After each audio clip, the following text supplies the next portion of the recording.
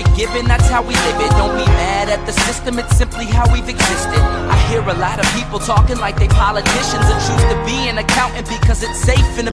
Hello मेरे पढ़ाई video, फिर से आपका स्वागत है एक नई वीडियो में। और इसमें हम चर्चा करेंगे इलेक्ट्रोस्टैटिक्स के बेसिक के बारे में, जो कि बहुत इंपॉर्टेंट है हमारे आईआईटी जेईई और नीट के एग्जामिनेशन वाले बच्चों के लिए, क्योंकि इसमें आपको सारी बेसिक के बारे में बताया जाएगा। और अगर आप 11th 12th में हैं तो आपके लिए और ज़्यादा इंपॉर्टेंट है। तो यहाँ पर पहले हम जानना चाहते हैं चार्ज क्या होता है, चार्ज कैसे मूव करता है या फिर कैसे उसको सिचुएट किया जाता है, उसके बारे में जानेंगे। फिर हम थोड़ा सा क्वांटाइजेशन जानेंगे चार्ज का, चार्ज में पॉजिटिव नेगेटिव कैसे माना गया, थोड़ा सा हम पीछे जाएंगे और पीछे जाके थोड़ी सी चर्चा करेंगे कि आखिर चार्ज या फिर हमारा आवेश आया कहाँ से। फिर उसकी चर्चा करके उस पर हम अपना मत रखेंगे, उसके बारे में जानेंगे। चलिए थोड़ा सा उसमें शुरू करते हैं। सबसे पहले बात आई थी आवेश की, आज से लगभग 2500 साल पहले से 3000 साल पहले।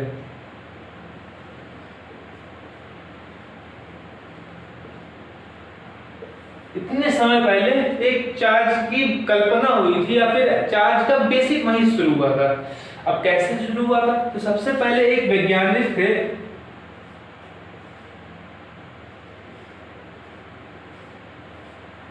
थेल्स ने बताया, आपने थेल्स ने बताया एक अंबर नाम की धातु होती है।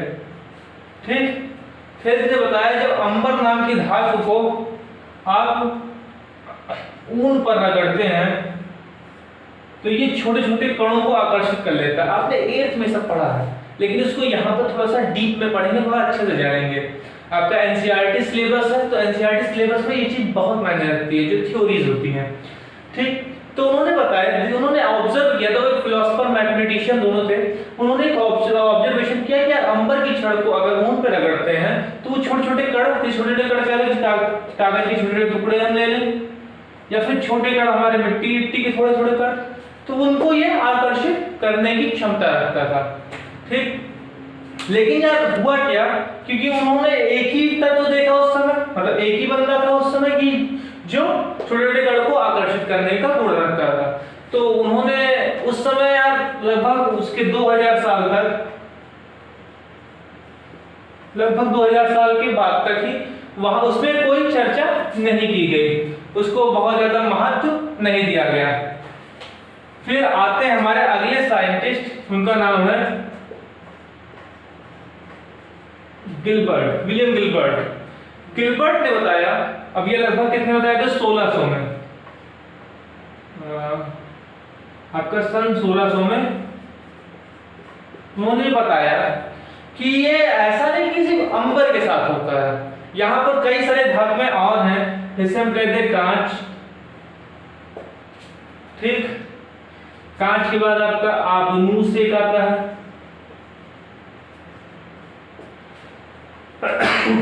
गंधक को आप बोलते हैं सल्फर।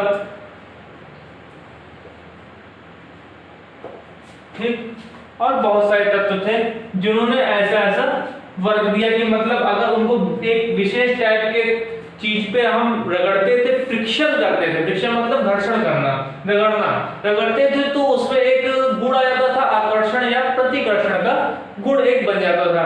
और उसके बारे में आपको किसने बताया? गिलबर्ट ने। जब गिलबर्ट ने बताया तो यहाँ पर इस पर महत्व देना शुरू किया गया, क्योंकि पहले था कि एक तत्व में था, जब गिलबर्ट ने बताया तो उन्होंने कई सारे तत्वों में बताया, तो इस पर महत्व देने का काम शुरू किया गया। फिर आते हैं अगले में,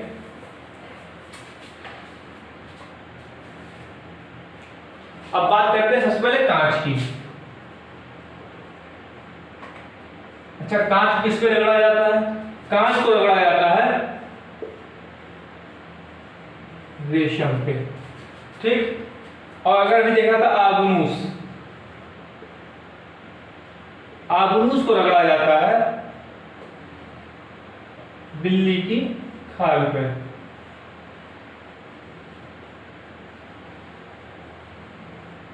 ठीक, आपने 8th में शायद पढ़ा हो उसको।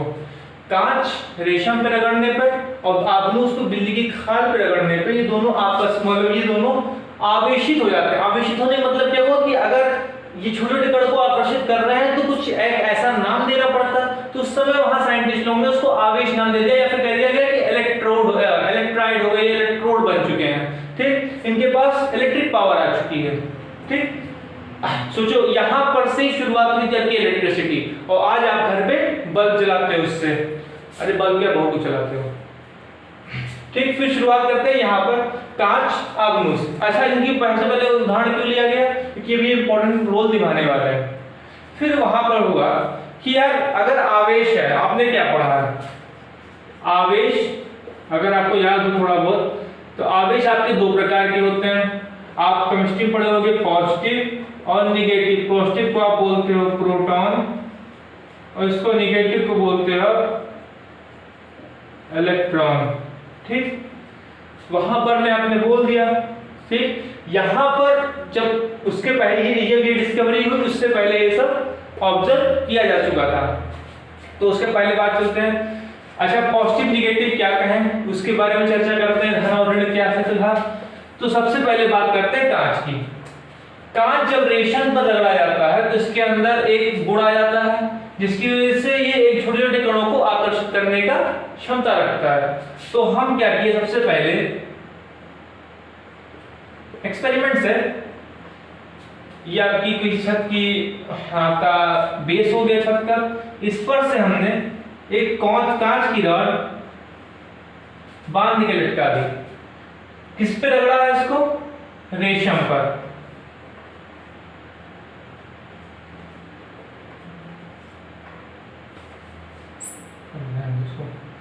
इसको रेशम पे रगड़ के इसको लटकाया गया। इसके जस्ट बगल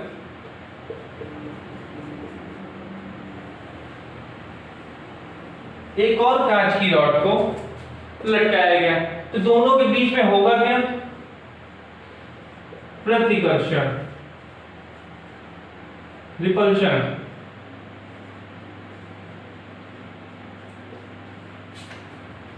दोनों एक दूसरे को रिपल करेंगे। ठीक, अपोजिट डायरेक्शन में। ये वहां पर ऑब्जर्व किया गया। अब पता चलता है क्यों ऐसा होता है। यहां पर फिर क्या लिया गया, यहां पर भी आपका कांच की जगह, यहां पर आपने दोनों यहां क्या लिया था, कांच। किस पे रगड़ा था, रेशम, सिल्क पर। ठीक, यहां पर आपकी बार क्या आता है, आगनुस की छड़ है, और उसके बगल एक और आगनुस की छड़ है। कौन सा है ये, आगनुस। ठीक,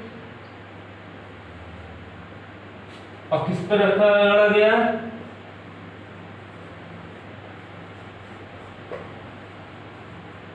बिल्ली की खाल पे। ठीक, जब इन दोनों को भी आप बगल में लटकाया गया तो एक दूसरे को ये प्रतिकर्षित कर रहे थे। ठीक, अब बात करते हैं, जब सेम टाइप के बंदे थे, दोनों कांच था, तो एक दूसरे का प्रतिकर्षण, दोनों आगनुस तो एक दूसरे का प्रतिकर्षण हो रहा था। लेकिन यहां पर जब देखा गया कि अगर हम एक लेते हैं कांच और एक लेते हैं आगनुस, तो दोनों के बीच में परस्पर क्या होता है, आकर्षण। ठीक, अट्रैक्शन। मतलब क्या हुआ, अगर सेम टाइप के बंदे थे तो दोनों के बीच में प्रतिकर्षण, सेम टाइप के बंदे थे दोनों के बीच में प्रतिकर्षण, और अपोजिट टाइप के हैं तो आकर्षण। तो उस समय साइंटिस्ट एक थे, उनका नाम था फ्रैंकलिन।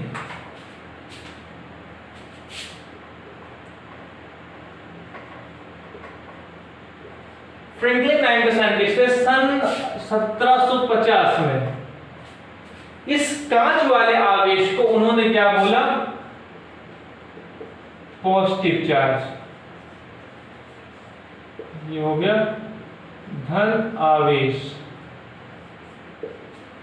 और इस आगनुस वाले आवेश को क्या बोला, नेगेटिव चार्ज, ऋणावेश। ठीक। उस समय फ्रैंकलिन ने मान लिया धन आवेश किसको, कांच वाले को, और ऋण आवेश इसको मान लिया आबनूस वाले को। इसको उन्होंने पॉजिटिव बता दिया कि ये पूरी तरह पॉजिटिव है और ये पूरी तरह निगेटिव है। उन्होंने वो मान लिया उस समय। अच्छा, अगर वो माने ना होते, इसका उल्टा मान लिए होते, तो आप ये कहते कि जो नाभिक में पॉजिटिव और जो आप कहते हो बाहर इलेक्ट्रॉन निगेटिव होता है, तो आप उल्टा पढ़ते। नाभिक में कहते हैं आप निगेटिव और बाहर क्या होता, पॉजिटिव। ठीक, अगर वो उल्टा मान लिए होते तो ठीक, उससे माना गया कि इसको पॉजिटिव और इसको निगेटिव। तो यहां से एक सिद्धांत निकल गया था, आप इसको जानते हो, केमिस्ट्री में हमने पढ़ा होगा कि same type charge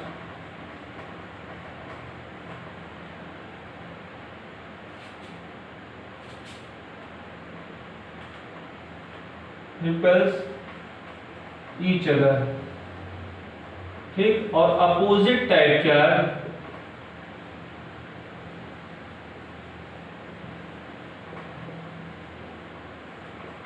attract each other. ठीक, सेम टाइप चार्ज जो होते हैं वो एक दूसरे को रिपेल करते हैं, जैसे पॉजिटिव पॉजिटिव एक दूसरे को प्रतिकर्षित करेगी, लेकिन जो अपोजिट टाइप अगर पॉजिटिव और नेगेटिव होगा तो दोनों के बीच में आकर्षण होगा। ठीक, यहीं से वो थ्योरी आई थी।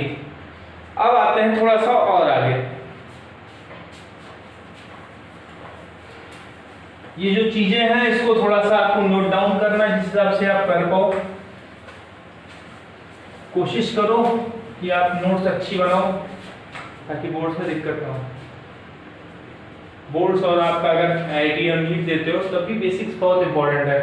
अगर आप चाहोगे तो हम उस लेवल की भी पढ़ा सकते हैं, लेकिन बस आपको चाहना पड़ेगा उसके लिए। ठीक, अब आते हैं आगे।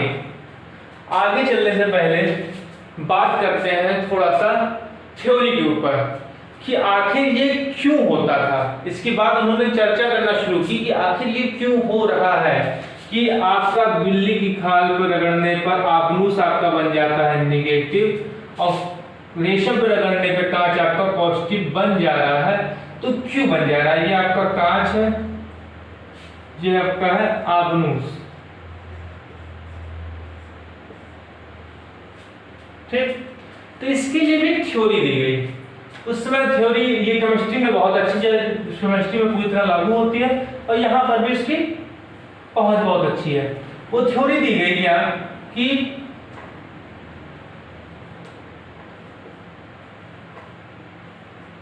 एक्सचेंज ऑफ इलेक्ट्रॉन, सबसे पहली थ्योरी, सबसे आसान थ्योरी और सबसे सही थ्योरी है।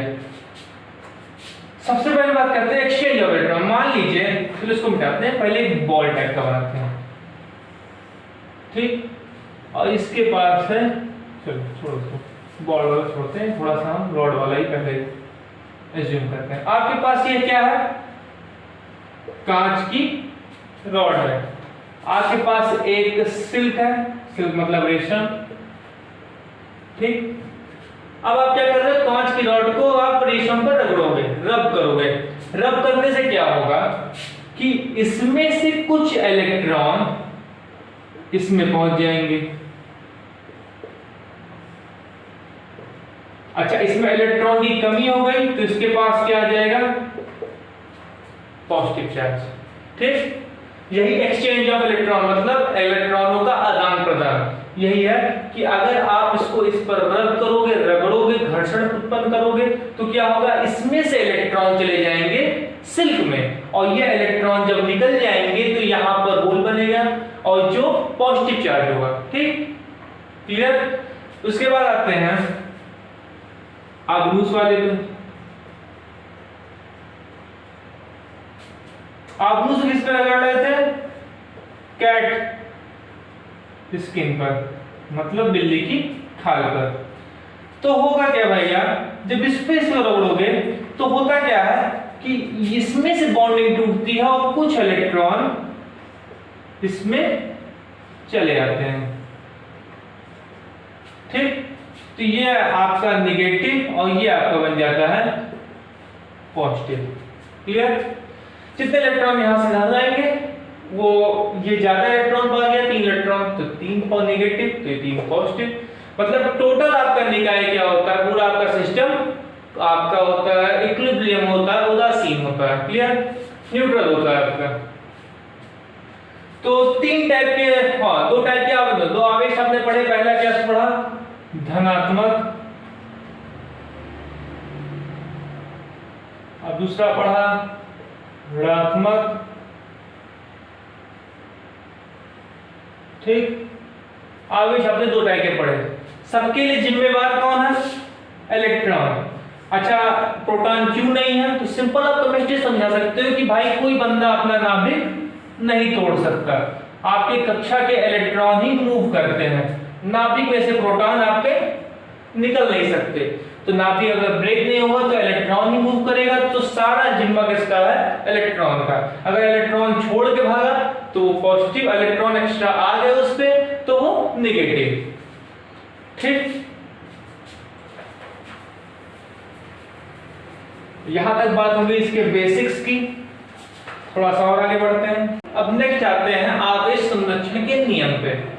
सबसे इसके पहले आपने पढ़ चुके होंगे ऊर्जा संरक्षण का नियम। ठीक, तो संरक्षण का नियम का मतलब क्या होगा? कंजर्वेशन लॉ होता क्या है? तो सीधे एक वर्ड लगता है इसमें, ना तो इसका अंत हो सके ना इसको बनाए सकते हैं, neither be destroyed nor be created. तो आवेश भी आपका कंजर्वेशन लॉ पालन करता है, मतलब आवेश को भी ना बनाया जा सकता है और ना ही खत्म किया जा सकता है। अच्छा, अभी आपने एक एग्जांपल दिया था, कैसे क्या किया था कि अभी जब हम किसी पदार्थ को, अगर हम कांच ही लेते हैं, इसको कांच को अगर हम किस पे रगड़ रहे हैं?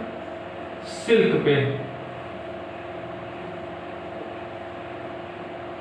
तो होता क्या है? सिल्क रगड़ते हैं तो होता क्या है कि यार इसमें से कुछ इलेक्ट्रॉन हमारा सिल्क में चला जाता है।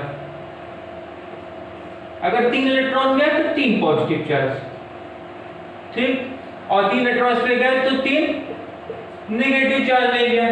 मतलब क्या हुआ? टोटल नंबर ऑफ, एक पॉजिटिव एक नेगेटिव को, एक पॉजिटिव अगले नेगेटिव को, और तीसरा पॉजिटिव तीसरे नेगेटिव को न्यूट्रलाइज कर देगा, उदासीन कर देगा। मींस अगर पूरे निकाय का, पूरे सिस्टम का देखा जाए तो ये हमारा किसमें है? उदासीन, आपका न्यूट्रलाइजर। ठीक, आपका ये पूरा सिस्टम क्या है? Neutralise.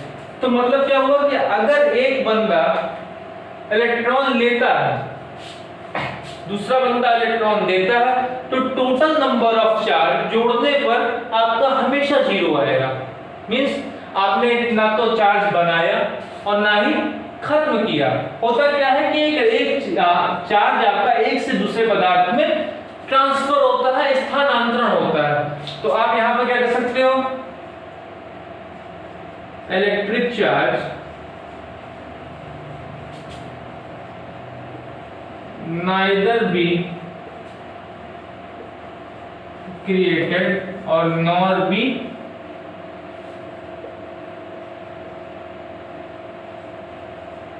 destroyed।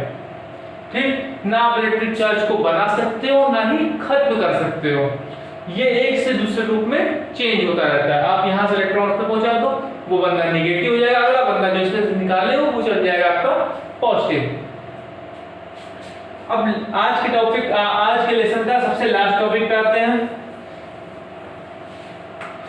Quantization of charge.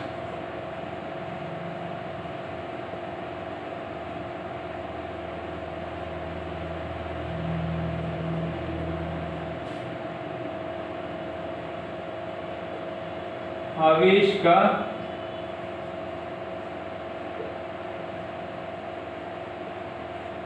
क्वांटीकरण। चलो, क्वांटाइजेशन ऑफ चार्ज। क्वांटाइजेशन में क्या होगा?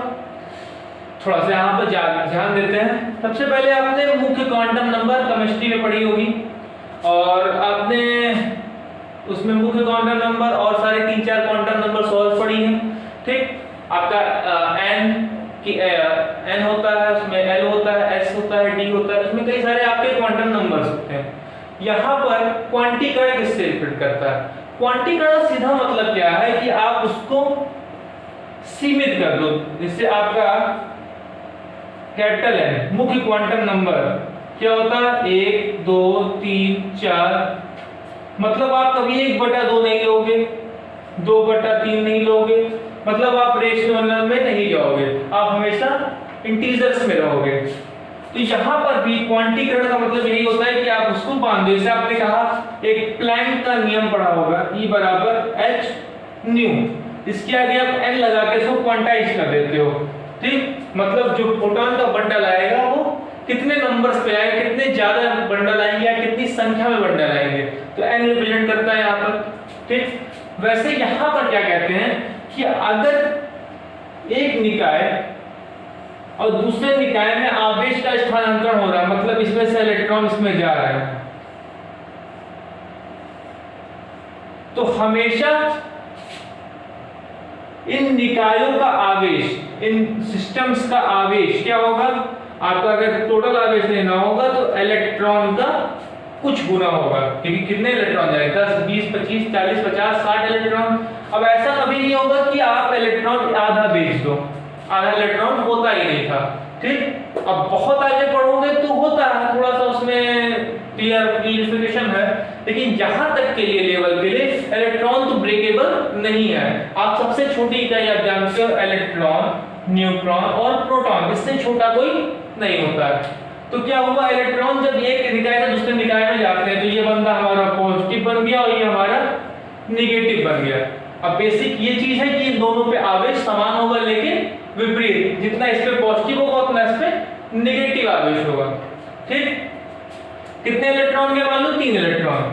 अच्छा, ऐसा नहीं है कि इसमें से इलेक्ट्रॉन इसमें चले जाएं, E/2 या E/3, आधे इलेक्ट्रॉन नहीं जाएंगे, यही इलेक्ट्रॉन नहीं जाएंगे, हमेशा पूरे इलेक्ट्रॉन जाएंगे। तो यहाँ पर क्या कहते हैं कि जो इन दोनों पर आवेश होगा वो प्लस माइनस क्यों? अगर पॉजिटिव है तो प्लस और नेगेटिव है तो माइनस, Ne के बराबर होगा। नंबर यहाँ पर n आपका रिप्रेजेंट करता है 1 2 3 4 5 इन्फिनिटी जितना भी हो सके, ठीक। मतलब ये कभी आधा अधूरा इंटीजर, और इंटीजर ही होगा हमेशा, आपका रेशनल कभी नहीं होगा। तो यही जो ये लॉ है इसको बोलते हैं क्वांटाइजेशन ऑफ चार्ज, ठीक। और इसका मात्रक होता है आपका कूलाम, ठीक। और इसकी कूलाम की डिफिनीशन आप थोड़ा सा आगे पढ़ोगे, जब आप थोड़ा सा वायर में एम्पियर के नियम में पढ़ोगे तो थोड़ा आगे जाके थोड़ा सा यहाँ पर रोके रखते हैं इसको। और आज के लिए इतना ही। आपको नेक्स्ट वीडियो में हम पढ़ाएंगे कूलाम का नियम और इलेक्ट्रिक फील्ड के बारे में बताया जाएगा, और डाइपोल तक पढ़ा दिया जाए शायद। तो अगले वीडियो का इंतजार कीजिए और इसको पूरा पढ़ के तैयार कीजिए, और इसकी थोड़ी सी नोट्स आप बना सकते हैं। इंपॉर्टेंट है, थ्योरीज है लेकिन इंपॉर्टेंट है, आपको बेसिक पर जानने में इसकी मदद मिलेगी। धन्यवाद।